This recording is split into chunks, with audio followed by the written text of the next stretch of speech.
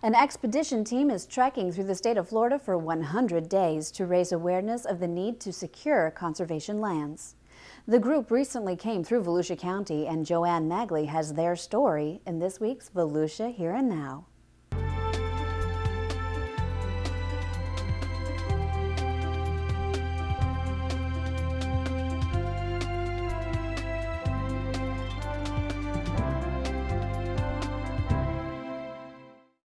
I loved being on Deep Creek, just a beautiful cypress swamp, amazing bird life all through that area.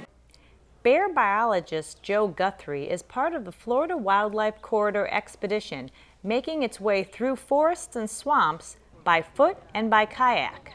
We hiked on some beautiful property on Hart Island the other day, and Tiger Bay State Forest is a wonderful place for the public can go and actually use these places. The four-person team is made up of Guthrie, as well as a conservationist, photojournalist, and a filmmaker. The team hopes that by publicizing their expedition, more people will understand the need for the importance of protecting the Florida corridor. Guthrie is also tracking bears along his journey. What we're experiencing in Florida is bear populations expanding back from a time when there were very few. In the 70s, we were down to about 300. Now we've got somewhere on the order of 3,000 bears, but they're all still fairly isolated populations. And so over time, if they remain isolated, they become susceptible to disease, natural disasters, things that can, come along if a population is weak genetically and wipe them out. Guthrie says one reason the bears are isolated is because their natural corridor is being threatened by development and major arterial highways that cut across the state. But even with these threats, he says Volusia County stands out as a leader in conserving the corridor. Volusia County is bounded on water on many sides and bounded also by development on many sides. And so there was some visionary work that really went into protecting the Volusia Conservation Area, the Volusia Conservation Corridor, going back to the 80s and before even.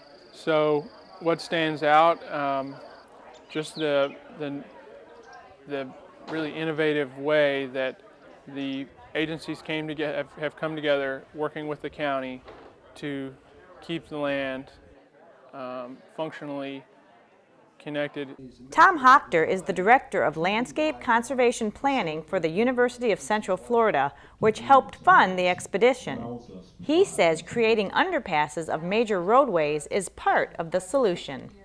So one of the critical issues is making sure that animals like the Florida black bear and the Florida panther can cross this network of roads as they're traversing this corridor or living in this corridor, all the way from one end of the state to the other.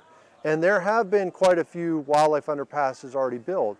For instance, I-75, as it goes through Big Cypress National Preserve in southwest Florida, they built a series of underpasses for the Florida panther that have worked very well. But there are many other underpasses that will need to be built over a period of time to reduce the impact that these roads have, either killing animals that try to cross them or animals that don't try to cross them at all because they are behaviorally incapable of trying to cross something this wide area of pavement with all of this traffic and activity on it. Hochter says there are 2 underpasses planned for Volusia County during a future I-4 widening project in the area of Tiger Bay State Forest. For the expedition team, they hope their journey will help spread the word that there is still an opportunity to protect the corridor. Opportunities are still here to protect the landscape, and fortunately there's some good public servants, there's some good conservationists, and there's some good ranching families who are responsible for it still being here. I'll add that I would hope that everyone would contact their legislators. There is a legislative solution to the Florida Wildlife Corridor and the opportunity to protect these areas. For Volusia Here and Now, I'm Joanne Magley. To find out more about the Florida Wildlife Corridor and to follow the expedition, you can visit floridawildlifecorridor.org.